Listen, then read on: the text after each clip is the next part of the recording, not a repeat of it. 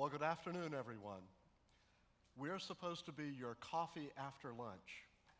We need to wake up and put energy into innovation for the afternoon until you do have a real coffee break. I'm Richard Dasher. I direct the U.S. Asia Technology Management Center at Stanford. And I'm very happy that for this panel discussion about globalization of innovation and also about innovation of organizational culture, we have a wonderful set of panelists and also discussants. Mr. Yasuhiro Ito, who is the president of Ito Precision Company Limited, coming from Japan. Mr. Kyung-Ho Kim, who is the new business development manager of DSM, who's coming to us from the Netherlands. Mr. Hans Kremer, who is the program director of the Uniform Electronic Transaction Protocol, UETP project with ABN AMRO is here. And for our discussants, we have Ms. Teresa Lee, who is with the Seoul office of the Hay Group. And we have Mr. Dae-Yi Kim, who is the Deputy Manager of Innovation in the executive team for Kyowon. So we're delighted to have everyone here. They asked me to do something that's very unnatural for a college professor. They want me to give a lecture in less than 10 minutes. So today, I would talk about, to introduce this topic, the globalization of innovation in the era of hyperconnectivity, mobilization, and smart manufacturing. There's even a subtitle, How to Struggle with Business Model Disruption for Asian Manufacturers. That's at least 5 60-minute lectures worth of stuff. But what we'll do, I'll talk about briefly understanding this new era that we're all trying to cope with by means of innovation. And then I'll talk about innovation for an ambidextrous organization. Then I will, once again, invite our panelists to come and speak, and then we'll have a brief panel discussion at the end. So, hyperconnectivity. Everyone's connected to everyone else and to a lot of things, right? Internet of Things is just around the corner. That means that there's instant communication. It also means it's almost free communication. This also means that there's ubiquitous access to data, which is typically now stored somewhere in the cloud. And all of that enables globalization. But what really puts pressure for globalization is that everybody knows everything you're doing. So if you introduce a product here, someone will have a very similar product in some other market very soon. There are so many legal copies of Apple iPhones that it's remarkable. I did an image search for this talk, and it was really quite remarkable how many I found. So in this era where global platforms are really spreading like crazy, I think that one of the problems for companies, high-tech companies that are involved, is that in the old days, you used to be able to charge a very high premium price when you had a new technology. And then that price would drop over a year or two, and you used that money to develop your next generation technology. It's harder to pay for innovation when the price points are given up front. You will never be able to sell a very expensive platform in the way that the old, Pentium computers were expensive when you had the slightly faster microprocessor. Business models are also evolving all up and down the stack of the mobile technologies. We have many new attempts at applications. We also have very basic communications and network management things. And certainly Internet of Things is just around the corner. With smart manufacturing, the thing nobody talks about smart manufacturing is, what are you manufacturing? I think this is one of my favorite pictures. This is the useless machine in a can, which is a Kickstarter staff favorite, right? And this is really where the value is. What are you making? But the new demands are obvious to companies that are in the manufacturing sector. The demand for more flexibility, the demand for being able to ramp up rapidly, the demand for being able to be economical with small batch manufacturing, often modular manufacturing, low-cost manufacturing, is all across the world, no matter where you are, a demand on manufacturing. And yet, still it's expected that you will be able to deliver precision parts, high-yield manufacturing, incredible reliability. You don't get paid extra for that. All of the precision manufacturing is expected now. So innovation really begins with creation of an idea, but it proceeds all the way through implementation to delivery in the real world. That means that it takes both hands, right? For an ambidextrous organization, you have to use both the exploration hand and the exploitation hand in order to be successful. Sometimes new ideas just happen. You think of something while you're in the shower. Usually the implementation phase of innovation takes time. It also almost always takes more than one person or group. There will be an inventor, but there will be somebody who understands the business that that invention will be used for. Some inventions are completely unplanned. They just were thoughts that came to the person. But really, the implementation process is intentional and it is manageable. That's been the point of our conference for the last 2 days, right? At first, you really may not know how much value an idea will have. But yet, the remainder, the implementation phase of innovation, always attempts to provide an expected value in the real world. That will either be some new value-added product or service, or it will be some greater efficiency. So you start with creativity, but without the implementation, it never reaches the real world. So in our panel discussion, we're going to have some case studies of how companies are balancing these kind of ambidextrous demands, right? Between company internal and open innovation, between local and global idea sourcing and incubation and delivery, between existing business growth and greater growth through disruption. We'll also probably get to the point of talking about disruption becoming more and more essential in an advanced economy. First of all, there's more to disrupt. And second, existing value chains lose their profitability after a while.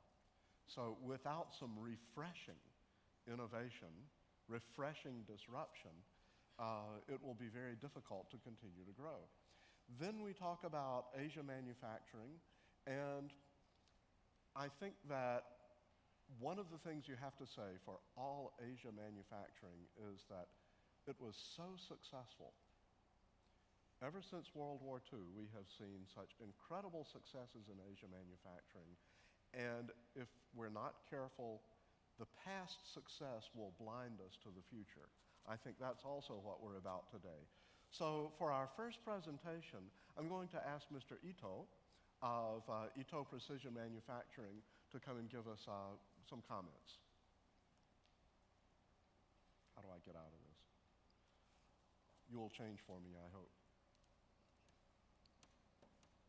Yeah. There we go.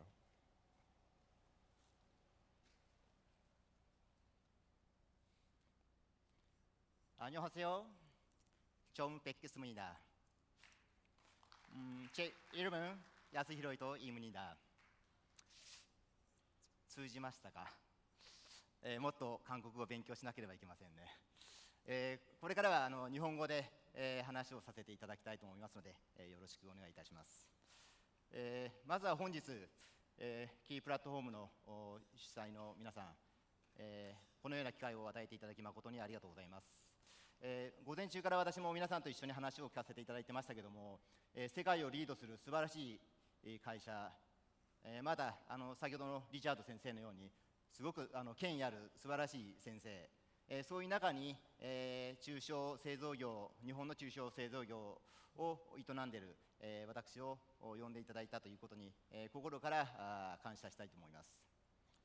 日本の企業は 99% 以上が中小企業です。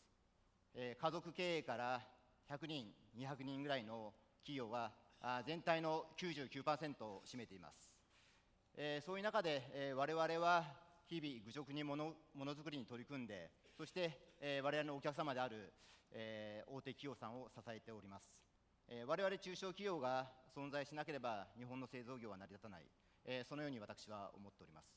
また日本の製造業は世界をリードしている、そういう地位にあると思ってますので、我々、規模の小さい会社ではあります。当社も100人、社員が100人ぐらいの小さな会社ではありますけれども、世界を引っ張っていくために、責任を持った仕事に取り組んでいます。これからですね、本日このような場を与えていただきましたので、当社が取り組む特に中小中堅企業が取り組むお客様を中心とした顧客創造、その、事業の革新について、少し当社の紹介をしたいと思います。今日は私が中小企業であるということに意味があると思いますので、少し当社の会社概要から説明をさせていただきます。私どもの会社は、日本におけるほぼ中心ですね、日本の真ん中にあります。東京と大阪の中心、すぐ隣にはトヨタ自動車がある愛知県があります。名古屋、愛知県のある、名古屋市から約30キロぐらい離れたところにあります。で、場所はとても重要ではありません。我々の拠点は日本のこの1箇所の拠点のみです。決してグローバル企業ではありません。日本の中で、日々ものづくりに邁進しております。社員も先ほどお話したように110名ほど、そして売上も12億円ほどの、小さな会社であります。こちらは当社の会社の社訓、一番基盤になっている社訓であります。実行、神話、感謝、そして、共栄、神話、感謝、共栄というのはいかにも日本らしいかもしれません。日本のものづくりはチームワークというのを非常に大切にしています。ですから我々はこの社訓をベースにものづくりに取り組んでおります。こちらは会社の哲学、コーポレートフィロソフィーであります。トップスマイリング、トップの T はテクノロジー、O はオンリーワン、P はパフォーマンス、そしてスマイリング、いつもトップというのは先ほど言ったように、技術的な面もありますけれども、山の頂、そこを目指すと、そして常に笑顔あふれる社風で人を育てると、そういう会社経営をしております。こちらはですね、我々の仕事への取り組みです。我々は後ほど紹介しますけれども、切削加工という専門的な仕事をしております。切削加工で、他が追随できないような圧倒的な部品加工メーカーを目指しております。また、さまざまなものづくりの中で品質をサポートする、そういう製造装置のメーカーを目指しております。当社には2本の事業の柱がありますけれども、一つは徹底的に親会社をサポートする下請けの企業、そしてもう一つは、当社オリジナルの装置を開発する、そういう2つの顔を持っております。なぜその2つの顔が必要かということについては、後ほどまた説明をしたいと思います。こちらは当社の、加工している製品の一部サンプルです。ここにあるように、もう手のひらに乗るぐらいの小さな部品を作っております。小さなものは直径が1ミリにないような非常に微細なものづくりをしております。またこちらにありますのは自社で開発した機械装置です。我々はこのような工作機械を使ってものづくりをしておりますが、その品質をサポートするための装置を自社で開発して、販売をしております。こちらは我々のお客様です。トヨタ自動車様を中心に自動車関係、そして、家電の関係、そして、工作機械、さまざまなメーカー様に我々の製品を供給しております。こちらは我々が作った製品がどういったところで使われているかを絵にしました。直接我々が作ったものは目に触れることはほとんどありませんが、このように例えば衛星放送のアンテナの部品、また家電の関係、またお風呂やトイレで使われるもの、ガスの関係、自転車の部品、自動車の部品とさまざまな分野で、我々の製品を使っていただきます。こちらがその、事業の内容になります。こちらはですね、我々がメインで今手がけている、お客様へ供給している製品です。お客様はトヨタ自動車様です。日本では、エンジンとモーターで駆動するハイブリッド車という自動車が今非常に普及をしております。我々はハイブリッド車の中で中型小型車に搭載される部品を当社で、この ABS の部品、ブレーキの足回りのブレーキの部品ですけれども、こちらについては当社だけが 100% 仕事を受けております。そして、世界に全てのものが供給されていると。我々中小業でも、こういった先端の分野で当社にしかできない、そういった仕事をいくつも持っています。こちらは住宅の設備関係、衛星放送のパラボラのアンテナの部品であったり、各種いろんな通信機器を接続するコネクター、さまざまな通信機器の部品製造を行っております。こういったものもやってます。レジャーの関係、釣りのリールの部品であったり、自転車、ロードバイクの部品、こういったものもいろいろなものを手がけております。こちらはカメラの部品であったり、住宅の部品ですね、さまざまなものを加工しております。こちらは自社の開発商品になります。我々はこの後説明する自社の開発商品は、人に優しくて、商品に優しくて、そして環境に優しい、そういったことをコンセプトに、日本の製造業の生産性向上、また合理化に貢献する、そういったものづくりを行っております。こちらは先ほどご説明した自社の開発商品でございます。これは当社がですね、今まで会社をずっと50年以上ですね、今年で57年目になりますけれども、当社を支えてきた製品の一部になります。少しお話したいのはその時その時代でコアになっている事業、先端の技術分野の仕事を手がけているということですね。こちらは少し簡単に。こちらは我々の置かれているマーケット、お客様の動向であります。品質は非常に今どんどん厳しくなってきております。高精度が求められます。また納期、価格納期というのも非常に厳しくなってきております。日本ではジャストインタイムという考え方があります。必要なものを必要な時に必要な量だけ供給すると、まとめてたくさん供給してもいけない、必要な時に必要なものだけを供給すると、そのために我々はそういう計画をしてものづくりをしております。また売るだけじゃなくて、売った後のメンテナンスサポート等も最近は非常に要求をされるようになっています。また、需要の動向でありますけれども、我々日本の国内は我々日本は今少子高齢化といいまして、どんどんこう人口が減っていきます。もうすでに日本の人口のピークは過ぎました。今から、これから35年先、2050年には、今日本は人口が1億2000万人いますけれども、人口が9000万人を割ります。そして100年後には日本の人口は4000万人を切って、今3700万人になると言われております。ですから国内の市場はどんどんこれからもう小さくなっていく。ですから我々は世界にも目を向けないといけない。また海外からも低価格の製品が入ってくるということで、競争は非常に激化しております。こちらは当社の競争環境です。先ほど言ったようにさまざまないろいろ問題はあるんですけども、それ以外にものづくりにおいては我々は金属を削る仕事をメインにしておりますが、それが材質が変わったり、または違った工法に変わったり、いろんなそういった競争環境がどんどん出てきております。そういったものへも打ち勝っていかなければいけない、またグローバル化に対応していかなければいけない、そういう環境の中で我々は日々ものづくりを行っております。こちらは、我々の、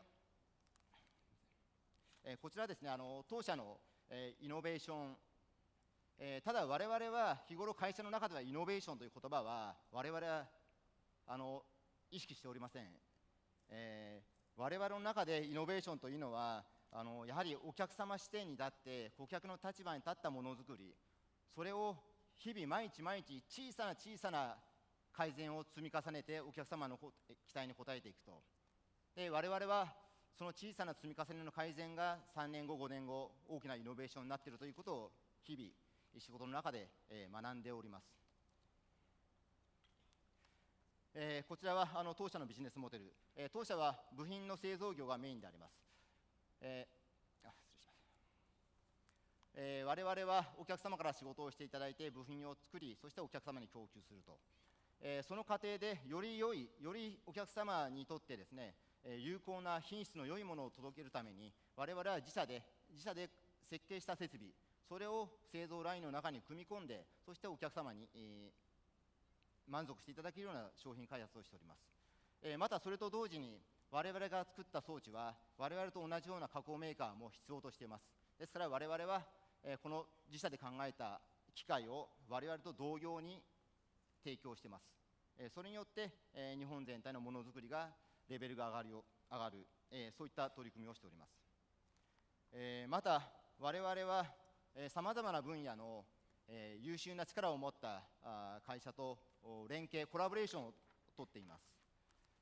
機械メーカーであったり、または測定機器メーカー、また工具メーカー、そして、協力会社、いろんな特徴のある会社とコラボレーションをしてお客様のニーズに応えられるようなそういったビジネスの展開をしております。こちらは当社の今年度のスローガンです。スピーディーに創意と工夫で顧客満足アップ。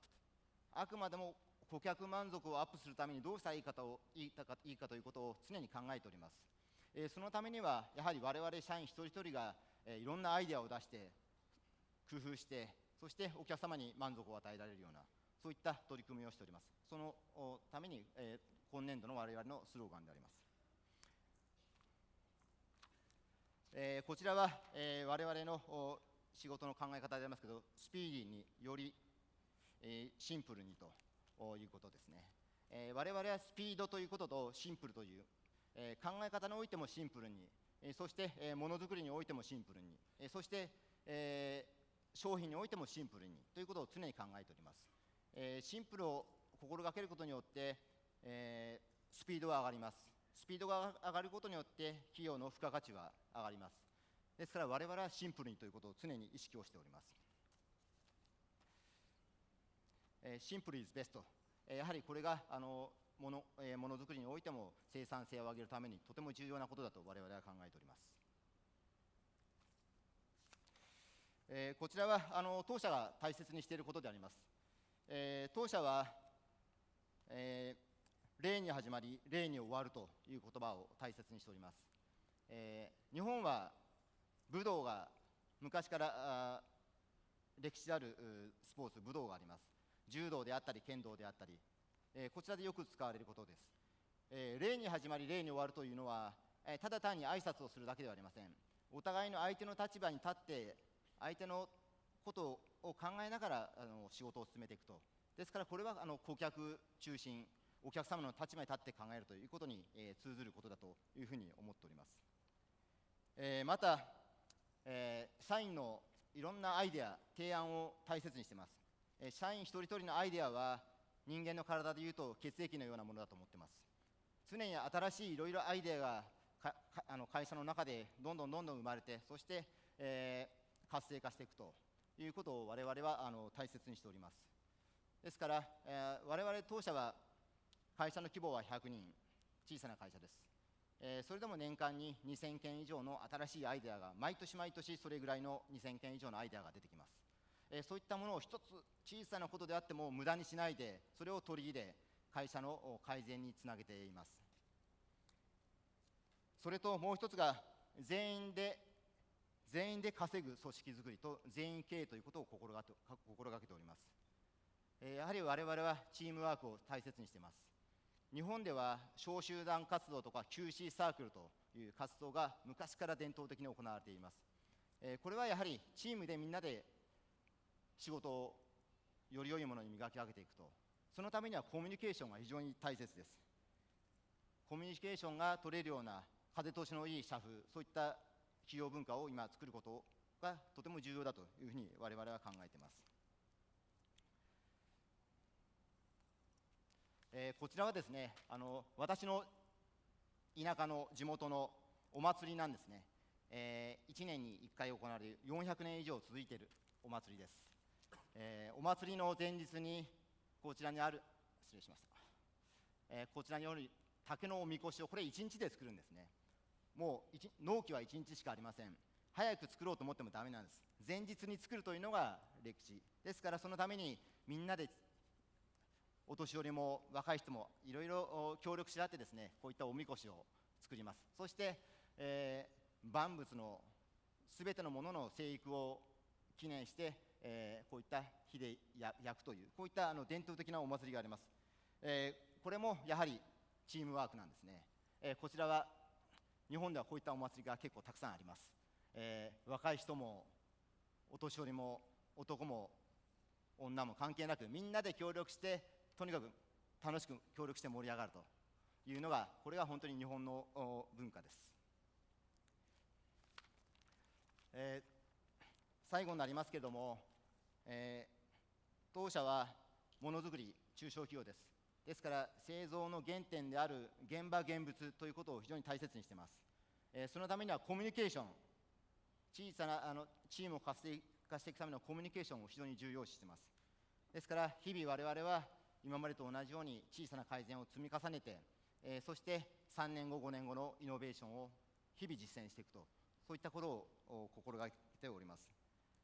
そして当社で作った製品やシステムがお客様に喜んでいただいて、そしてお客様がいつもトップスマイリング、笑顔でいる、そういったことをいつも思い浮かべながらものづくりに励んでおります。ご清聴ありがとうございました。감사합니다。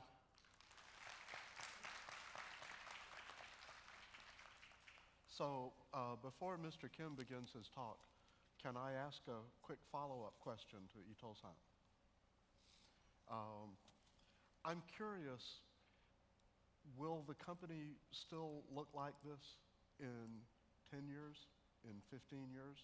Do you think it will be steady about this size, or do you plan to grow a lot? I don't know if you heard the beginning or not. はい、今我々はですね、会社の規模を追求しようとは今は思っておりません。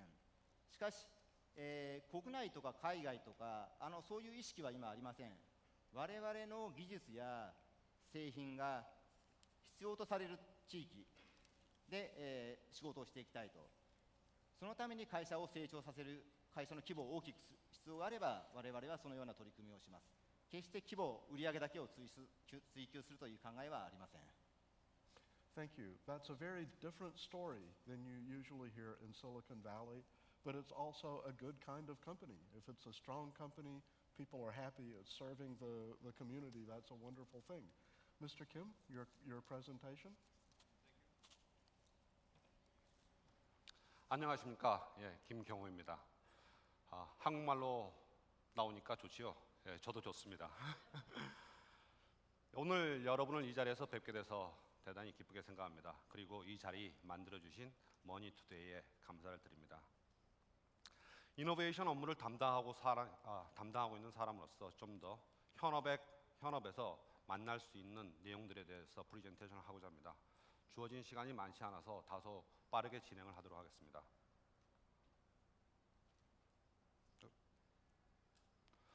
어제 정미경 본부장님께서 DSM에 대해서 자세히 설명을 해주셨습니다. 예, 감사합니다. DSM은 Dutch State Mining의 약자입니다. 그래서 100년의 역사를 가지고 있고 탄광 회사에서 시작을 해서 수많은 M&A를 거쳐서 지금의 생명과학 그리고 소재과학 회사로 탈바꿈을 하였습니다. 네덜란드에 본사를 두고 있으며 대략 2만 3천 명의 직원이 연간 9 빌리언 유로의 매출을 올리고 있습니다. 이 사람은 DSM의 CEO 파이카 사이베스마입니다. 이 사람이 말을 했습니다. 망해가는 사회에서는 우리가 성공할 수가 없고 또한 우리가 성공했다라고 말을 할 수가 없다. 이 철학에서 DSM 이노베이션이 시작을 하게 됩니다. 이 철학을 바탕으로 이노베이션을 좀 좁게 재정의를 하도록 하겠습니다. 먼저 방향성이 있어야 됩니다. 사회와 DSM의 성공을 지향하여야 합니다. 그리고 사회와 DSM의 성공이라는 것은 3P, People, Planet, 그리고 Profit에 혜택을 주어야 됩니다. 이 혜택을 주기 위해선 우리가 이 이노베이션을 가지고 제품을 만들고 또 팔 수가 있어야 됩니다. 아무리 좋은 이노베이션이라 하더라도 우리가 만들지 못하고 팔지 못하면 이노베이션으로서 완성됐다라고 우리는 보지는 않습니다. 요즘 이슈가 되고 있는 이 혁신적인 사례에 대해서 몇 가지를 이렇게 사진을 가지고 왔습니다.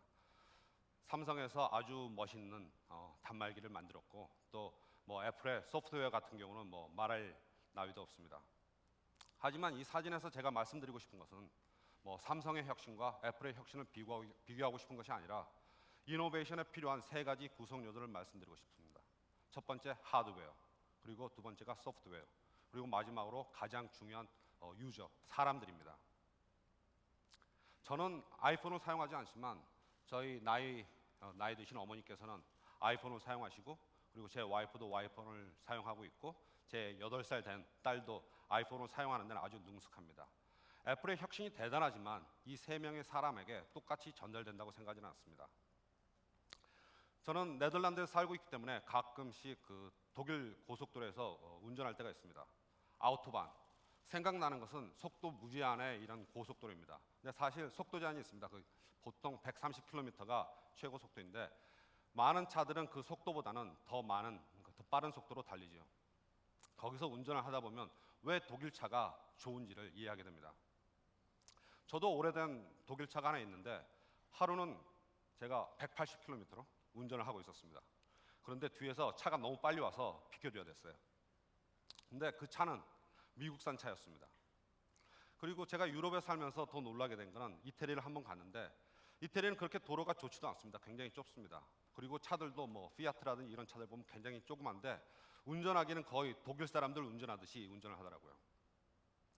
제가 여기서 말씀드리고자 하는 것은 아무리 좋은 인프라스트럭처가 있고 또 좋은 소프트웨어, 차가 있다 하더라도 운전하는 사람, 이노베이터에 따라서 그 다른 결과가 나온다는 걸 말씀드리고 싶습니다. 그래서 앞으로 프레젠테이션은 먼저 하드웨어, 그리고 소프트웨어, 그리고 마지막으로 사람에 대해서 말씀을 드리도록 하겠습니다. DSM은 이노베이션 센터를 가지고 있습니다. 이 이노베이션 센터는 기존의 R&D 연구 부서와는 좀 성격이 틀립니다. 일종의 창업 보육 기관으로서 신규 사업 개발 부분이 약 80%를 차지하고 있고 이 신규 사업 개발을 지원하는 부서가 20%를 차지하고 있습니다. 초창기 프로젝트는 비즈니스 인큐베이터에서 관리되고 있고 그리고 자체적으로 수익을 내고 P&L을 담당할 수 있을 때 이제 이머징 비즈니스 에어리어로 이제 구분되어 나가게 됩니다. 이것은 이제 소프트웨어입니다. 이것은 저희 DSM 이노베이션 모델인데 뭐 아주 낯설지는 않을 거라고 생각됩니다. 저희의 모델은 크게 두 가지 측면과 세 개의 스텝으로 나누어집니다. 모든 이노베이션 프로젝트는 시장과 기술이라는 측면에서 판단되어지고 그리고 아이디에이션, 그리고 목표 수립, 그리고 실행 이 3단계에 거쳐서 이노베이션 프로젝트를 진행하게 됩니다. 우리는 2050년도의 사회가 어떤 것인지 상상을 하려고 합니다. 그리고 이 사회를 유지하기 위해서는 어떤 기술, 어떤 시장을 필요로 하는지 이해하려고 합니다. 그리고 이 이해를 바탕으로 또 저희가 가지고 있는 역량을 바탕으로 해서 이제 이노베이션 플랫폼을 선정하게 됩니다. 인크리멘털 이노베이션에 관련된 쪽은 기존의 사업 부서에서 담당을 하게 되고 좀 라디컬 이노베이션에 가까운 쪽은 이노베이션 센터에서 관리를 하게 됩니다. 플랫폼에 대해서 좀 더 설명을 드리자면은 어제 리차드가 포드에 대한 에피소드를 말했습니다. 소비자들에게 물어보면은 빨리 달리는 말을 원한다. 그래서 자동차는 우리가 이렇게 해서 준다라고 했는데 플랫폼은 같은 경우는 우리는 빨리 갈 수 있는 것입니다. 그래서 그런 플랫폼을 가지고 있으면서 아마 프로젝트는 빨리 달리는 말을 만들기 위한 그런 프로젝트를 할 수가 있겠죠. 그런데 이 프로젝트가 성공을 하게 되면은 거기서 배운 노하우로 자동차나 비행기로 빨리 전입을 할 수 있습니다. 그렇게 해서 기회를 빨리 잡을 수 있는 거죠. 멀티플리케이션의 효과가 있습니다. 한편으로 말이 아니다 싶을 때는 빨리 기존의 노하우를 자동차로 스위칭하는 데 바꿀 수가 있습니다. 그래서 한편으로는 오퍼튜니티를 극대화시키고 또 한편으로는 리스크를 매니지하는 효과가 있습니다. 각 이노베이션 플랫폼은 하나나 두 개의 프로젝트를 가지고 있는데 이 이노베이션 프로젝트들은 아이디어나 컨셉을 10년이란 기간 안에서 그리고 기술적으로 그리고 시장 측면에서 완성시키는 것입니다. 이것을 완성시키기 위해서 우리는 지속적으로 외부와 컨택을 하고 외부와 콜라보레이션을 유지하려고 합니다. 여기서 저희가 린 이노베이션 컨셉을 사용하기도 하는데요. 저희가 모든 것을 가지고 있을 수는 없기 때문에 부족한 것을 빨리 알아내서 라이센싱이라든지 벤처링 아니면 조인트 벤처 등의 콜라보레이션을 통해서 우리가 가지고 있지 못한 역량을 우리 내부로 가지고 오려고 합니다. 지금부터 가장 중요한 사람에 대해서 말씀을 드리고자 합니다. 아까도 말씀드렸다시피 아무리 좋은 환경이 있고 아무리 좋은 메소돌로지를 가지고 있는다 하더라도 그거를 운영하는 사람에 따라서는 전혀 다른 효과가 나올 수도 있기 때문에 DSM이 가지고 있는 이노베이션 모델을 가지고 네덜란드와 한국의 경우에는 어떤 다른 결과가 나온지를 보도록 하겠습니다. 저희는 오픈 이노베이션을 할 때 먼저 내부의 컨센서스를 확립하고 그리고 또 외부와 또 컨센서스를 만들어가고 그리고 나서 외부의 것을 내부로 들어올 때 진정한 오픈 이노베이션이 이루어진다고 생각을 하고 있습니다. 문명이 충돌할 때라는 책의 저자가 많은 나라의 의사결정 과정 그리고 커뮤니케이션 문화를 비교하였습니다. 그 저자에 의하면 한국이 오른손 끝에 위치하고 있다면 네덜란드는 왼손 끝에 있습니다. 한국이 창의 모습이라면 네덜란드는 방패의 모습을 가지고 있습니다. 창 모양의 컨센서스를 만드는 이런 조직은 우리도 잘 알겠죠. 그 장점은 신속하게 아주 빨리 원하는 바를 이룰 수 있다입니다. 그리고 집중할수록 그 컨센서스는 강해지게 됩니다. 방패형 컨센서스에서는 가장 큰 장점은 가급적 많은 사람들이 의사결정 과정에 참여를 하고 또 적극적으로 자유롭게 의사표현을 한다는 것입니다. 다양한 백그라운드의 사람들이 다양한 관점에서 문제를 바라보기 때문에 또 다양한 가능성을 고려하게 됩니다. 이러한 결과로 가급적이면 위기라든지 어떤 리스크를 줄일 수가 있는 것이죠. 한국의 문화가 유교 문화라든지 군대 문화에 바탕을 둔다면은 네덜란드의 문화는 컨설테이션 모델에 바탕을 두고 있습니다. 네덜란드는 바다보다 땅이 낮은 많은 땅이 바다보다 낮기 때문에 과거부터 댐을 만들고 물과 싸워왔습니다. 그 과정에서 만장일치를 이루는 문화가 생겨났는데 이 컨설테이션 문화는 말할 수 있는 자유를 주고 또 한편 그 의견과 사람을 분리시킵니다. 한번 뉴스에서 본 적이 있습니다. 선생님 하기가 참 힘들다. 왜냐하면 한국에서는 선생다워야 되니까. 내가 무슨 의견을 말했을 때 고민되는 건 내가 이 의견을 말했을 때 어떻게 생각할까를 많이 생각하게 되는데 이 의견과 사람을 구분하게 될 때 좀 더 자유롭게 말할 수가 있는 것이겠죠. 외부와 컨센서스를 만드는 것에 있어서는 DSM의 한 프로젝트를 가지고 설명을 드리도록 하겠습니다. 이 프로젝트는 옥수수를 수확하고 나서 남은 부산물들을 가지고 저희의 엔자임과 그리고 이스트를 사용하여서 에탄올을 만듭니다. 기존의 옥수수 알갱이로 만드는 에탄올과 구분해서 차세대, 이제 2세대의 에탄올이라고 저희가 부르는데요. 이 프로젝트를 위해서 포웻이라는 미국 에탄올 생산업체하고 미국에서 가장 큰 콘 에탄올 생산업체인데 조인트 벤처를 만들었습니다. 그래서 300밀리언 US 달러를 투자하여 약 10만 톤 가량의 에탄올 생산할 수 있는 공장을 세웠는데 저희가 포웻과 조인트 벤처를 맺은 이유는 포웻이 옥수수를 가지고 에탄올을 기존에 만들고 있었기 때문에 농가들과 아주 밀접한 유대관계를 가지고 있습니다.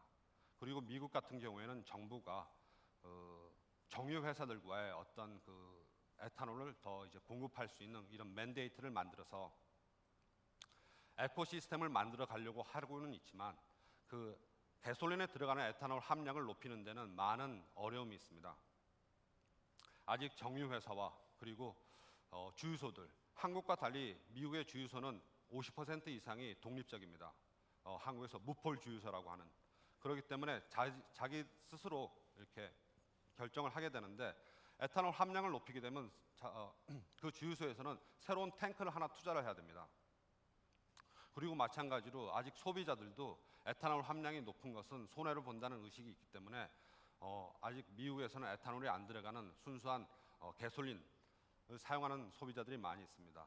또 한편으로 에탄올은 가솔린과 성격이 틀리기 때문에 새로운 인프라스트럭처가 필요합니다. 새로운 파이프라인은 필요하고 또 새로운 스토리지가 필요합니다. 그리고 자동차 OEM들도 지금까지는 10% 에탄올 블렌드에 대해서 워런티를 해주고 있는데 그 이상의 함량에 들어가게 되면 새로운 워런티를 책임질 수 없다고 하고 있으며 그래서 자동차 산업과의 어떤 컨센서스도 필요하게 되죠. 그래서 저희 프로젝트를 보면 솔직히 갈 길이 요원합니다. 그런데 반면에 한국 국내의 한 그룹사 경우를 비교해 보겠습니다. 이 회사도 바이오 디젤을 만듭니다. 야자유에서, 인도네시아, 말레이시아에서. 그런데 거기서 나온 부산물을 가지고 비슷한 공정을 통하여 똑같이 에탄올을 만들 수 있습니다. 그래서 내부적으로 에탄올을 만들려고 합니다. 그리고 이 회사는 계열사 정유사에 그 에탄올을 공급하고 그 정유사는 자신들의 주유소에 또 납품을 하게 됩니다. 그래서 국내 회사의 같은 경우에는 그 농가, 파머부터 게스스테이션까지 주유소까지 획일적인 연결된 밸류 체인을 내부에 갖게 됩니다. 보기에는 외부와의 컨센서스를 만드는 데 있어서 에코시스템을 만드는 데 있어서 더 효율적으로 보이지만 좀 단절됐다는 느낌은 지울 수가 없습니다. 외부의 것을 내부로 들어오는 데 있어서 농업에 있어서의 이노베이션을 한번 생각해 봤습니다. 제가 본 것은 첫 번째 창조입니다. 성경에 나옵니다. 두 번째는 돌연변이 교배입니다. 이건 엑스레이나 케미칼로 이제 스트레스를 주어서 내부에서 유전자 변형이 일어나게 됩니다. 그리고 또 하나는 유전자 조작입니다. 외부의 유전자를 돌아와서 유전자 변형을 일으키는 거죠. 저는 창 모양의 한국 문화의 어떤 조직에서 돌연변이 교배를 예상을 하게 됩니다. 그리고 DSM처럼 방패형의 컨센서스 모델을 가지고 있는 기업에서는 유전자 조작 같은 그런 외부의 것을 들어오기 쉽다는 생각을 합니다. 그 이유는 창 모양의 조직에 있어서는 첫 번째 그 철학이 틀립니다.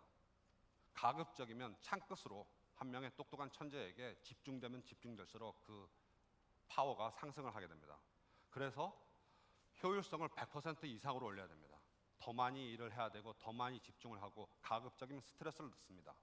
그러다가 혁신이 일어납니다. 아까 말씀드렸던 것처럼 내부에서 밸류 체인을 만들고 싶어 하기 때문에 이런 회사들은 내부에 스스로에게 맞는 바퀴를 발명하려고 합니다. 그리고 모든 것은 내부에서 이제 컨트롤을 하려고 하죠. 반면에 방패형 컨센서스를 이룬 조직에서는 더 많은 그 논쟁을 통해서 더 많은 컨센서스가 일어날 수 있다고 믿고 있으며, 그렇기 때문에 80대 20의 규칙을 적용합니다. 이 얘기는 무엇이냐면은 제가 어느 만큼을 비워야지 외부의 것을 들여올 수 있기 때문에 80%는 내일에 집중을 하고 20%는 무언가를 찾으러 갑니다. 이렇게 비운 게 있을 때 외부의 것을 내가 가지고 와서 어떤 혁신을 일으킬 수 있는 것이니까요. 이 경우에 있어서 제가 과거에 있을 때 한국의 경우를 생각해 봅니다. 제가 굉장한 아이디어가 있어서 옆에 부서 이제 팀장님한테 갑니다. 팀장님, 제가 굉장히 좋은 아이디어가 있습니다. 그러면 답변이 뻔합니다. 뻔하지는 않을 수 있는데, 나 바쁘다. 가서 너 할 일이나 해라. 라는 식의 기대를 하게 됩니다. 이런 너무나 그 창 모양의 어떤 조직에서는 효율을 극대화시키기 위해서 너무나 집중하다 보니까 정말 어떻게 보면 외부의 것을 받아들일 여지가 없게 됩니다. 그리고 두 번째, 쉐어링을 한다 그랬는데, 이거는 꼭 그 뭐 정보뿐만이 아니라 비전이나 리스크 그리고 프로핏을 이제 쉐어하는 것입니다. 저희는 이제 내부에서 아까 말씀드렸듯이 저는 외부에 에코시스템을 만들어 가다 보면은 뭐 포이시라든지 다른 파트너들과 이제 그 컬래버레이션을 하게 되는데, 이 관점이 장기적이게 됩니다. 조인트 벤처를 만들 때 가급적이면 저희는 그 밸런스를 50대 50을 주식이 아니라 어떤 그 파워에 있어서 밸런스를 50대 50으로 맞추려 합니다. 왜냐하면 이러한 관계는 장기적으로 가기 때문에 저희가 순간적으로 이익을 취했다 하더라도 나중에 상대방에서 알았을 때는 이 관계가 오래가지 못하기 때문에 가급적이면 그 밸런스를 유지하려고 합니다.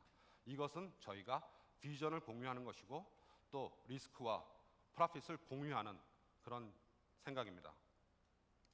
한 가지 재밌는 예가 있습니다. 저희가 한국의 한 그룹사와 어떤 프로젝트를 위해서 이야기를 했습니다. 근데 똑같이 또 다른 계열사에서 똑같은 내용에 대해서 이제 요청을 받았습니다. 이제 저희는 이쪽 회사에 물어봤죠. 이렇게 같이 뭉쳐서 같이 미팅을 하는 것이 어떻게 되냐 그랬더니 저희들 그 대답은 각자 별도로 가겠답니다. 반면에 다른 계열사가 저희에게 컨택을 했습니다. 또 다른 프로젝트로 같이 진행을 했으면 어떻게 되냐. 이럴 때 저희는 이메일 두세 통을 이제 그 회사 내에서 이렇게 보냈습니다. 그랬더니 이 이메일이 돌고 돌아서 이 회사와 한국 회사와 과거에 어떤 일을 했었는지 그리고 우리의 경험이 어땠는지 이러한 피드백들을 다 받게 됩니다. 그리고 이 피드백을 가지고 미팅에 들어갔습니다. 그러다 보니까 이 쉴드 컨센서스 이런 조직에서는 좀 더 컬래버레이션과 그리고 자율적인 규제를 이렇게 추진하게 됩니다.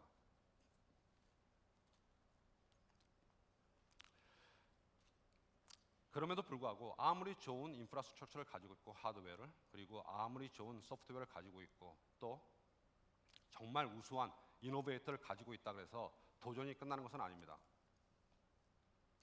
많은 이노베이션들이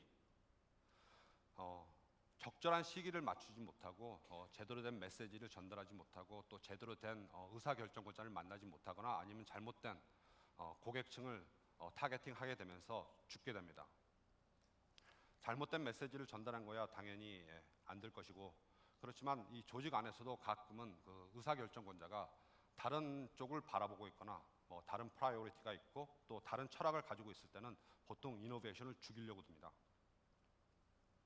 그리고 회사나 경제가 위기에 있을 때도 이노베이션에 투자하기는 쉬운 일이 아닙니다.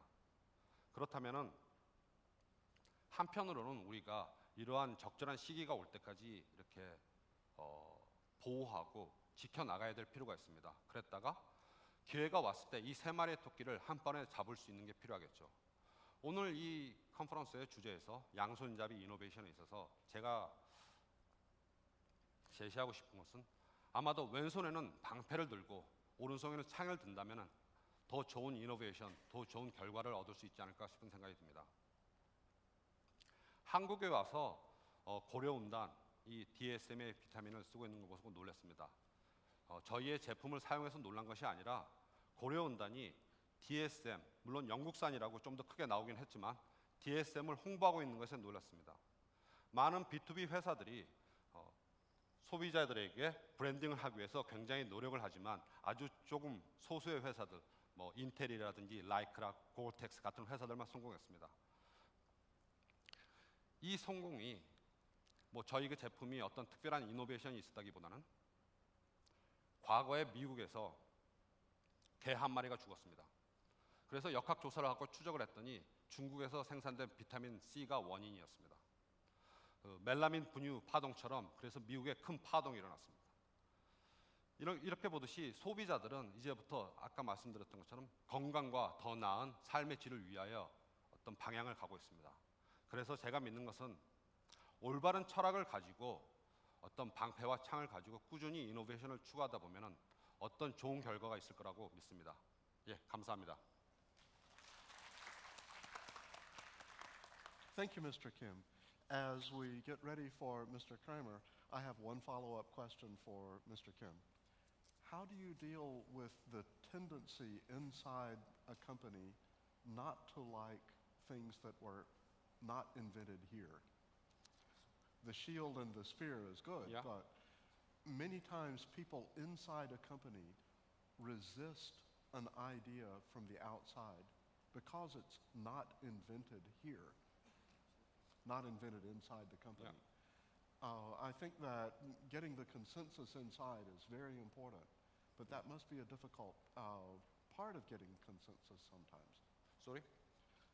It must be difficult to overcome that attitude to get a consensus.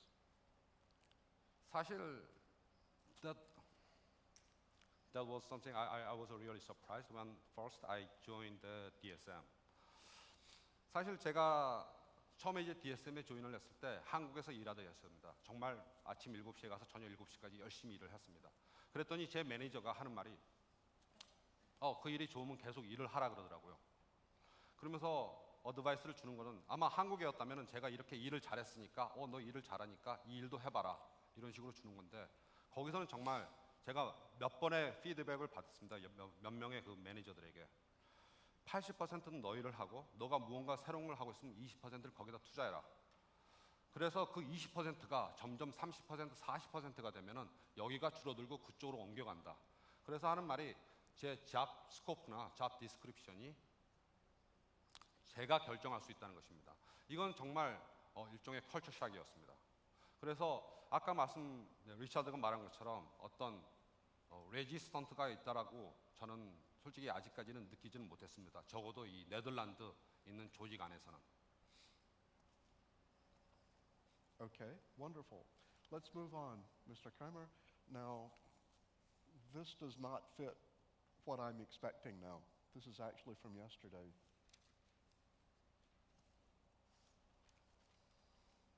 On the screen. I don't need it. Okay, if you don't need it, I don't need a the PowerPoint. floor is yours.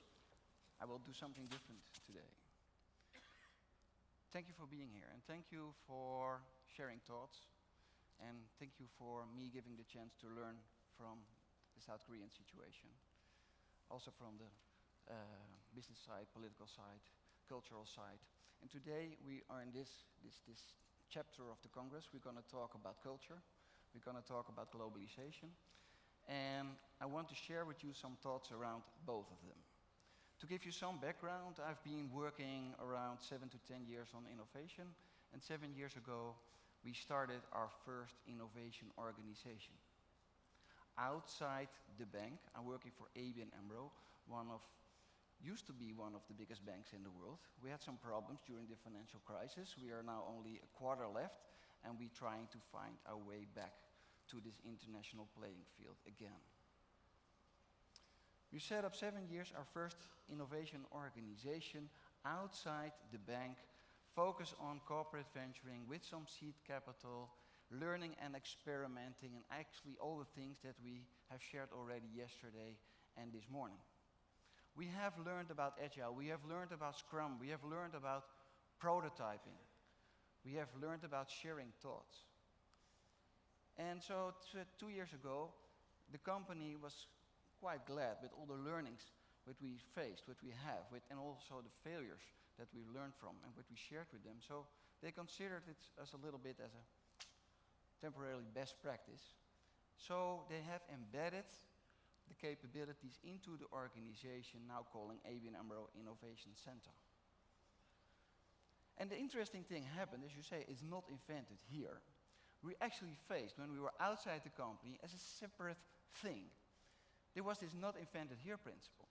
But when we stepped into the organization, the other thing happened, and it is that we were not radical enough. So if you talk about innovation, what is innovation? Is it incremental or is it radical? What should it be? I think that we all aim here today not for the incremental version. Because actually we're doing that. We're constantly enhancing our processes. We already have heard about Six Sigma. We already heard about adding some apps to certain functionalities, etc., etc. This is incremental. This is not exciting. This will not create our next generation organizations. When we're talking about radical, it's something totally different. New for the bank, new for the defense industry, new for the health sector, new for the organization. So the third step after those two learnings is that we're now making a step toward global innovation. We have started a project, and you already kind of mentioned it, the Uniform Economic Transaction Protocol. It's creating the economic internet to do the things that was already said by our Cisco representative, building it together.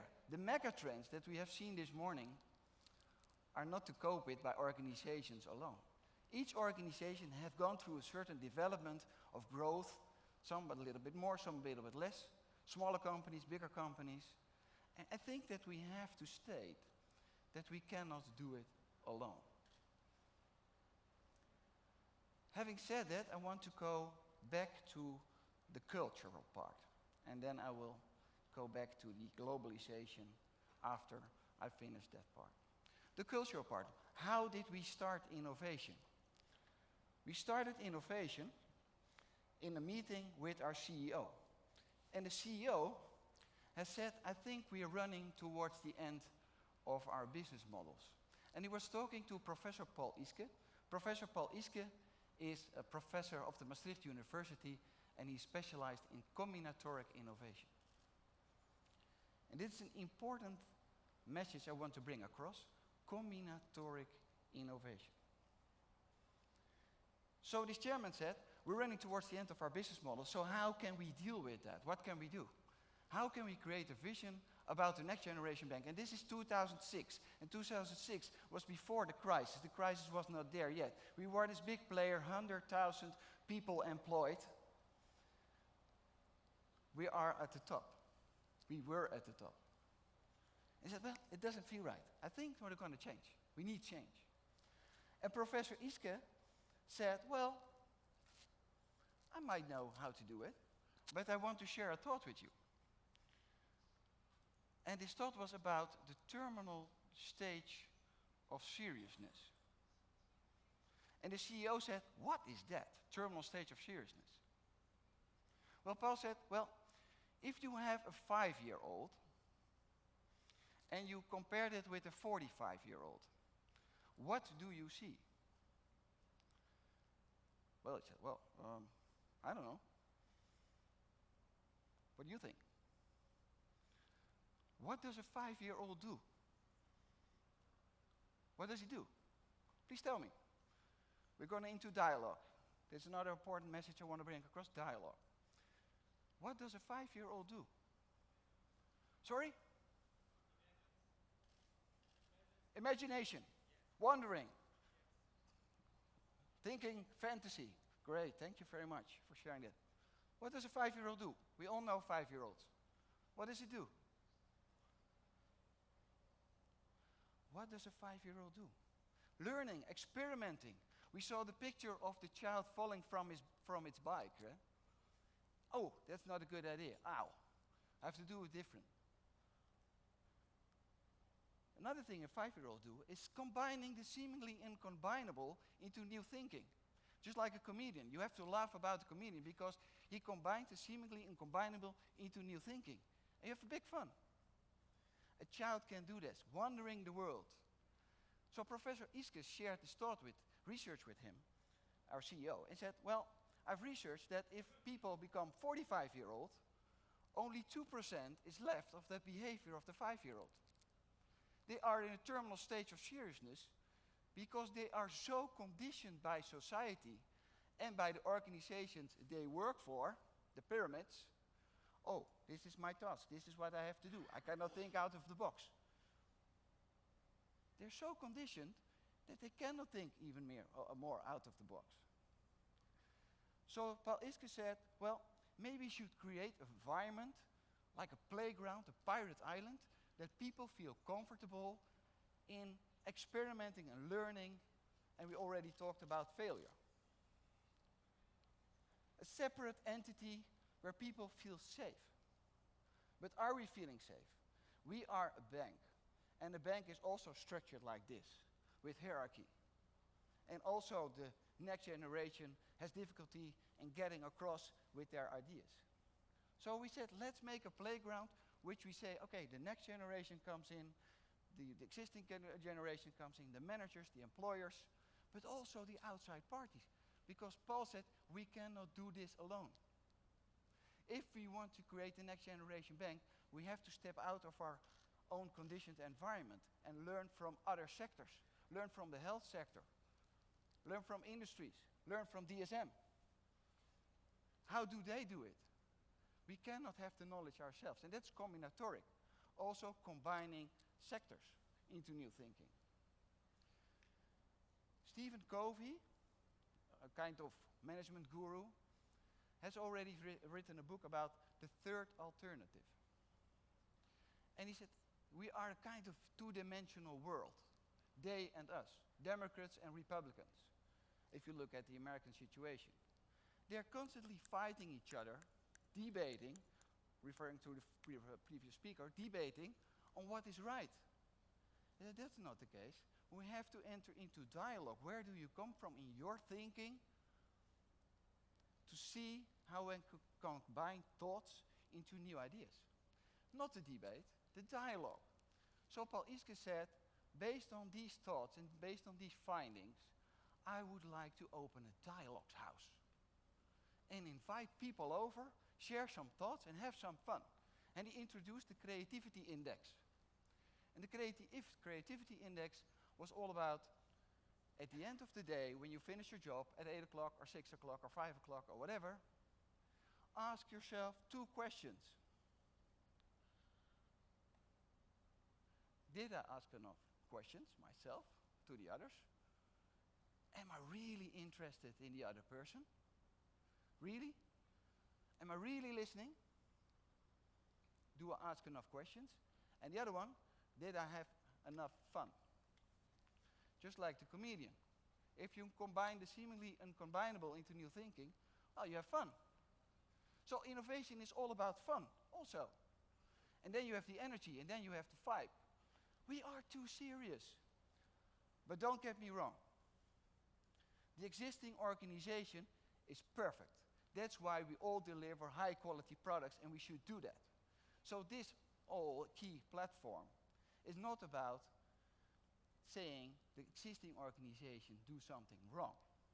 No, combinatoric thinking means you create the old and the new. Yesterday I was referring to the Lego story.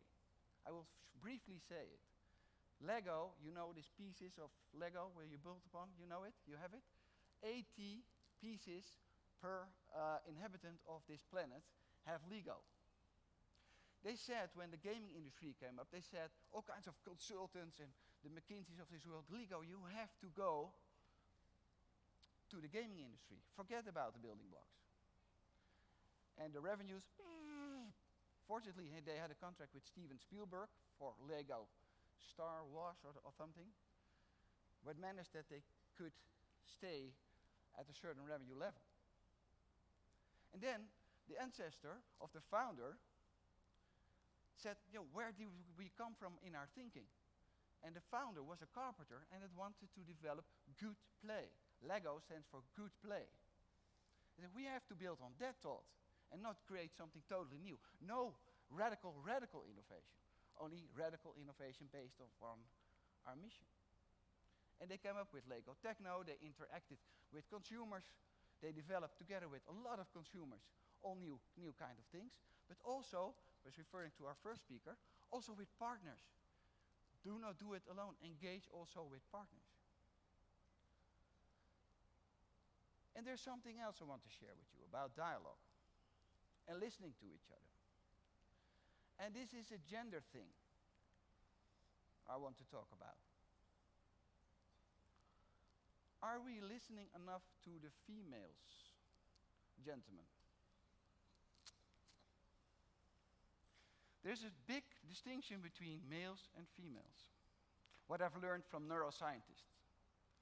They have something between the left brain and the right brain that's called the corpus callosum. And the corpus callosum is in the female side, is thicker than the male side. What happens? If some interesting thing come up, males tend to go one direction or the other. Males tend to use the one or the other side, the creativity side, on the left side brain, or the rational side, on the right side brain. Females have something else. They constantly switch between left, right, left, right, left, right, left, right, left, right. Scientifically proven. Therefore, it takes them more time to digest all the information and all the thoughts to come up with a certain statement.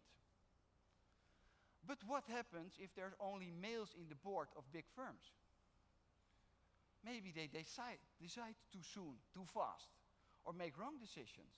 Do they do enough reflection in dialogue on what should be the next strategy step? If ABN AMRO, and honestly true, it has been researched, we became in a big trouble around the crisis. If ABN AMRO would have had 2 females on the board of directors, the problems would not be as big as they were for us at that moment. Do you recognize it? Do you recognize it? Maybe it's good to think about that. So, having said that, what we did is set up ventures in the Dialogues, in the first innovation center, called the Dialogues House. We invited people over, it was already said, outside in knowledge gathering. So we developed a kind of program for speakers, kind of small key platform get-togethers on which we invited the outside world just to think about certain subjects and learn from that. But it's also being said already today that it's not only ideation, because there are hundreds of thousands of ideas in the world. But an idea is nothing. An idea is something if you're gonna execute it and learn and experiment, as we said before. Try if it works. Try to make a prototype. In the services industry, we do not make prototypes. We convince each other with piles of papers and big PowerPoints. Yeah, it looks just like the McKinseys. And we're not making prototypes. On the other hand, the automotive industry is doing prototypes for years. Why not do it in the services industry? Why not make prototypes in the services industry? And by that, engaging our financiers to finance the next step in the innovation. We should do that. And we did. The important thing to say is that actually we built ventures, but most of them were joint ventures. One of the silver bullets, and a lot of failed because we have set up 13 ventures and some failed due to multiple reasons. We learned a lot. But the silver bullet is also statistically amongst a portfolio, of part of a portfolio. And the biggest silver bullet was with our biggest business client we had, APG, one of the biggest pension providers in the world. And we said, okay, you have a certain capability, we have a certain capability, we have new legislation, why not build this proposition together? Could you imagine what this meant for our client relation we had with one of our biggest clients? It was amazing. And it was indeed the silver bullet. Actually, we have met our business case requirements because we have had the luck of statistically coming up with one real silver bullet. And this is also innovation is all about. Sometimes you have to say goodbye to your darlings. We say always, kill your darlings. Sorry, we've tried again. No, it will not work. So having said that, having learned that, having met the business case requirements, having learned about dialogue, having learned about engagement, having learned about partnership, really know and understand what is the value chain of your partner, where there are hits and benefits, no supplier and buyer relationship. For example, we work strongly because ABN AMRO is a bank and banks work closely with IT partners. No standard procurement things anymore. Partnerships. Learn from each other business models. Be open, be transparent where you want to go to, and therefore build a relationship. So having said that, we've learned a lot about the Dialogues House.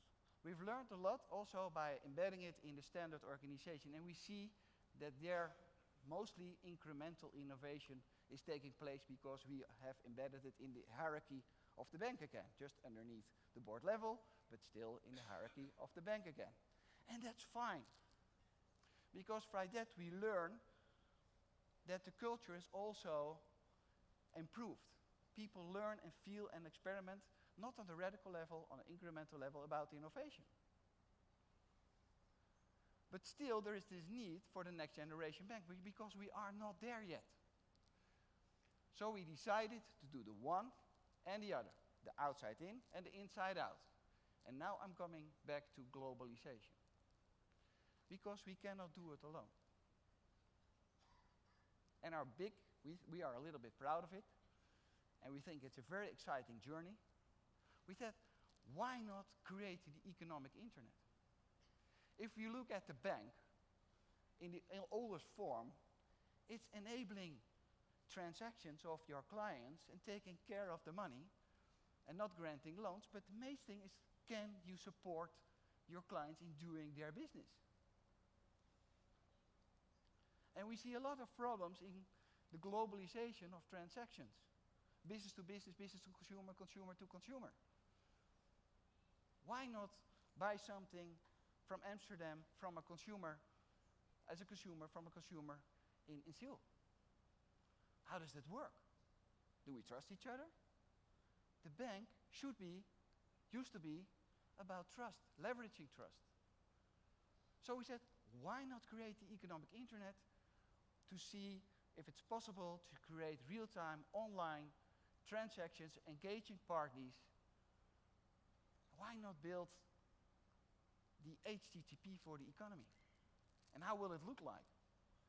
We think that think what it will look like. But we ask partners to join us in this exciting journey, to work with us and see if it's possible to really connect the world. And innovation, therefore, is also about ambition. You have to set the standard high. A real entrepreneur, and look at the biography of Richard Branson, crazy thoughts. And Mandela said, it always seems impossible until it's done. Of course we fail once in a while, but in the end, persistency, co-creation, we'll manage, we'll get it done. We've done it before. Thank you.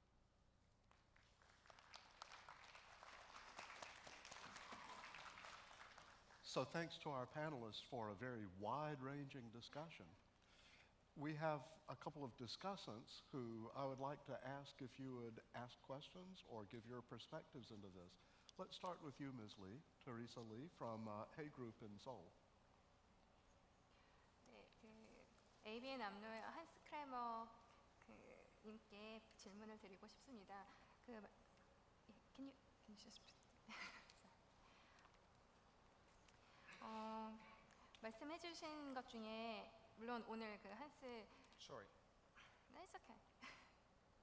뿐만 아니라 오늘 모든 세션에서 말씀해주신 모든 내용들이 전반적으로 성과라는 단어, 어떤 조직의 재무적인 성과라는 것보다는 뭔가 궁극적으로 어떤 사회에 대한 가치, 그리고 고객이나 그런 파트너사와의 상생에 대한 부분들을 많이 말씀을 해주신 것 같아요. 그런 측면에서 저희가 금융 인더스트리, 파이낸스 인더스트리에서 혁신이라는 것이 우리 사회에 줄 수 있는 여파는 훨씬 더 클 거라는 생각은 분명히 듭니다. 그럼에도 불구하고 오전에 실리콘밸리의 기업들이나 혹은 매뉴팩처링 혹은 DSM 같은 기업들에서의 혁신은 새로운 개념이 아닌데 비해서 금융 산업에서의 혁신이라는 개념은 특히 한국 기업들, 한국의 그런 상황에서의 그런 규제가 많이 작용을 하는 그런 사회에서는 굉장히 좀 많이 나아간 우리와는 조금 먼 이야기가 아닌가라는 생각도 들 수가 있을 것 같아요.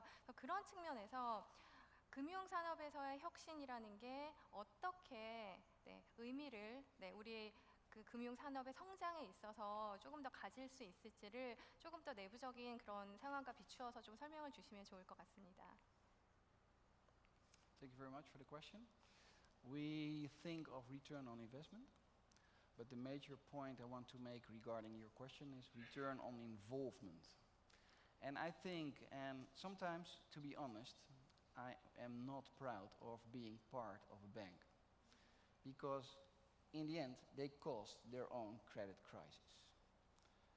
And they should have more a society function than a commercial function, in my opinion. I was brought up in the financial industry, and my first CEO said, if you want to be rich, be an entrepreneur. If you want to help society, be a banker.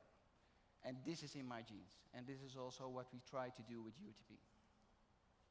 Give something back to society, because we have made a big mistake. Does this answer your question? But even in that regard, you really need innovation for the culture inside the organization, right? Yes, and this is also, it has been said by setting this example. Multiple of our innovations, I give an example, is crowdfunding. And crowdfunding is actually like Kickstarter, it's a private initiative. What we have done as an innovation is crowdfunding for the ocean cleanup. You know, in this big ocean, we have this garbage belt just as huge as a country. So we always try, in every innovation, we try to embed the return on involvement. Also give an example for the existing workers' population that this is what it's all about. Okay, thank you very much.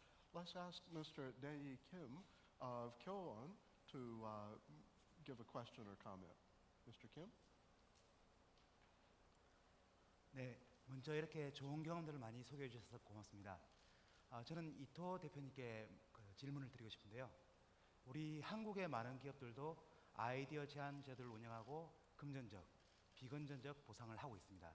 그러나 현실은 아이디어가 많이 쏟아지지 않고요. 그리고 대부분의 경우 공모전 같은 걸 하면 아이디어는 많이 쏟아지나 쓸만한 아이디어는 없다. 이런 얘기를 많이 합니다.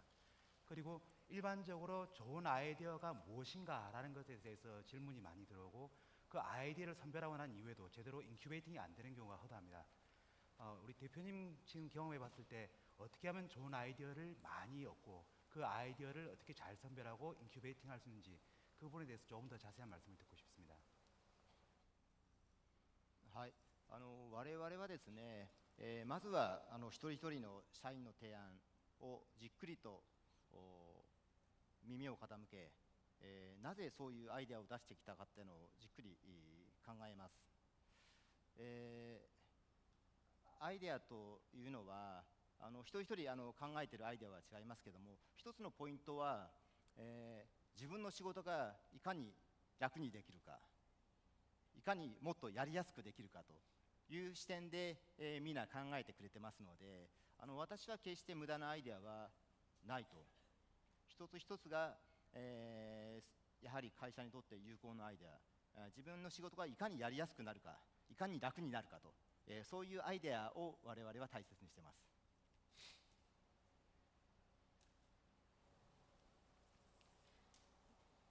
추가적으로 DSM의 김경호 상무님께 좀 궁금한 게 있습니다. 특히 이제 한국 문화를 이해하고 계시는 한국인으로서 DSM의 여러 가지 이제 혁신 모델에 대해서 인상적인 이야기를 많이 주셨는데요. 사실 한국의 그 여기 계신 많은 이제 그 대기업들이 사실 매년 강조하고 있는 게 우리의 경영 핵심 모토는 창의, 창조, 도전이다 이런 이야기를 많이 하시고 실제적으로 그런 조직 문화 혁신 TFT를 매년 출범을 하고 있습니다. 그렇게 매년 그렇게 강조를 하고 출범을 하는 얘기는 반대로 사실은 한 번도 성공한 적이 없다라는 것에 대한 반증일 수도 있는데요. 아까도 이제 한국 문화와 그 네덜란드의 문화를 좀 비교하면서 말씀을 주시기도 하셨지만 그런 오퍼레이션 모델은 개념적으로 분명히 만들 수 있음에도 불구하고 한국의 이런 보통 일하는 방식이나 관행이나 문화 같은 거를 고려했을 때 조금 더 그 근본적으로 이런 조직 문화들을 그 한국 문화에 혁신 문화를 인베딩하기 위한 그런 좀 방안들에 대해서 구체적으로 조금 몇 가지 아이디어를 주실 수 있는지요? 네. 사실 제가 그 프레젠테이션을 통해서 말씀드리고 싶었던 거는 저는 뭐 한국형의 모델, 네덜란드의 모델, 네덜란드의 모델이 한국형보다 낫다는 얘기를 말씀드리는 게 아니라 어떻게 보면 문화적으로 종속될 수밖에 없는 형편이 있다는 겁니다. 네덜란드 회사에서 가장 큰 문제점은 느린 의사결정입니다. 3-4명에서 시작을 했는데 그래서 결정을 내리기 위해서 위에 가면은 누구누구랑 물어봤냐라는 식으로 펼치기 시작합니다. 그러면 새로운 스테이크홀더가 늘어나게 되고 3-4명에서 시작했던 게 나중에 20-30명의 그룹이 돼서 그때는 더 복잡한 게 됩니다. 물론 컨센서스를 만들어내는 게 좋지만 또 한편으로는 커다란 약점이 있습니다. 그래서 꼭 저는 한국형이 나쁘다, 열악하다라고 말하는 것이 아니라 제 개인적인 견해로는 오픈 이노베이션이라는 걸 봤을 때 아마 한국 기업 문화에는 좀 어렵지 않나라는 생각이 들 뿐입니다. 만일에 이거를 바꾸기 위해서 조직의 문화를 바꾼다 그런 건 어떻게 보면은 제가 잘하는 것을 잃어버릴 수 있는 것이기 때문에 또 위험하기도 한 것이고요. 그래서 분명히 양손잡이라는 말을 했던 것처럼 저는 생각하기에 오른손이 하는 일을 왼손이 하려는 것이 아니기 때문에 오른손이 하는 일이 따로 있고 왼손이 하는 일을 따로 만들어가서 어떻게 보면 중간에 이 둘을 조정할 수 있는 어제도 누군가가 말씀을 하셨는데 CEO의 역할로서 이 다른 조직의 문화를 중재하고 조정할 수 있는 그런 약간의 분리된 조직을 유지하는 것도 방법이 될 거라고 생각합니다. 제가 추가적인 질문을 드려도 되겠습니까? 예. 저도 사실 양손잡이 조직의 프레임에 대해서 많이 감동을 받았었는데요. 우리나라 기업들의 경우 혁신을 해온 지가 한 10여 년 정도 된 것 같습니다. 그런데 대부분의 혁신이 식스시그마라든지 PI, ERP, SCM 같은 운영 혁신, 어떻게 보면 창형 조직에 맞는 그런 혁신을 많이 해왔습니다. 이미 많이 해왔고 우리나라가 어느 나라보다 잘하고 있는 것 같습니다. 그런데 이미 한계에 왔고 이제 방패형 조직, 그러니까 새로운 비즈니스를 디벨롭먼트하는 이런 쪽의 혁신을 같이 좀 해야 될 것 같은데요. 우리나라 기업들이 기존의 장점인 창형 조직의 혁신 능력과 방패형 조직의 혁신 능력을 다 가지려면 일단 그게 가능한지, 그러면 어떤 요소들을 고려해야 될지 그 부분에 대해서 좀 조언해 주셨으면 합니다. 사실 네덜란드에도 한국 회사들이 와 있습니다. 그런데 그 한국 회사들을 보면은 이제 네덜란드 이제 지원들을 많이 사용하고 있지요. 근데 이 문화가 딱 갈라집니다. 네덜란드 사람들은 보통 네덜란드식하고 출퇴근을 합니다. 근데 한국 사람들은 한국에서 일하는 방식으로 네덜란드에서 계속 일을 합니다. 그래서 제가 말씀을 드리고 싶은 건 아마 그거는 저희 회사, 그러니까 저희 나라, 그 국내 회사들에겐 커다란 진통이 있지 않을까 싶은 생각이 듭니다. 왜냐하면은 관리 효율성을 극대화해서 얻은 경쟁력을 어떻게 보면 위험에 빠뜨리는 것이 되고, 그리고 아마 한국뿐만이 아니라 일본이나 한국 회사들의 해외 진출 전략은 주재원들을 파견을 해서 현지화보다는 주재원을 파견해서 컨트롤을 유지해 나가는 것이 어떤 그 전략이고 어떻게 보면은 그 강점을 유지하는 부분이기 때문에 아마 새로운 문화로 바뀌어 나간다는 건 특히나 그러니까 그 대기업에서는 아마 어렵지 않을까. 아마 초창기에 스타트업이라면은 가능할지 몰라도 대기업에서는 상당한 기간이 필요할 걸로 생각됩니다.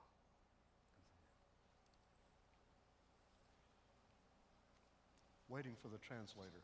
Thank you. I was listening to the end. We've had a wonderful panel discussion with different points of view reflecting different cultures, and I think that the common thread is how people are at the center. Your point about innovation would not be good if it's not for the good of the future of society is really well taken. The point of what are the goals of a company? How do you really see innovation playing into the health of the company? Not necessarily the growth, not necessarily the competitiveness, but the health of the company, I think. And then your point, Hans, about the really the kind of personal aspect of being involved in innovation really is a good theme for this session. If there's one thing to think about from this point, it's that since there are so many diverse approaches, since there are so many diverse attitudes, we must develop the skills to deal with people who have a different approach than we do. With that, I will end this panel discussion, and we will have our next panel discussion coming up in a minute. Thank you, everyone. Thanks.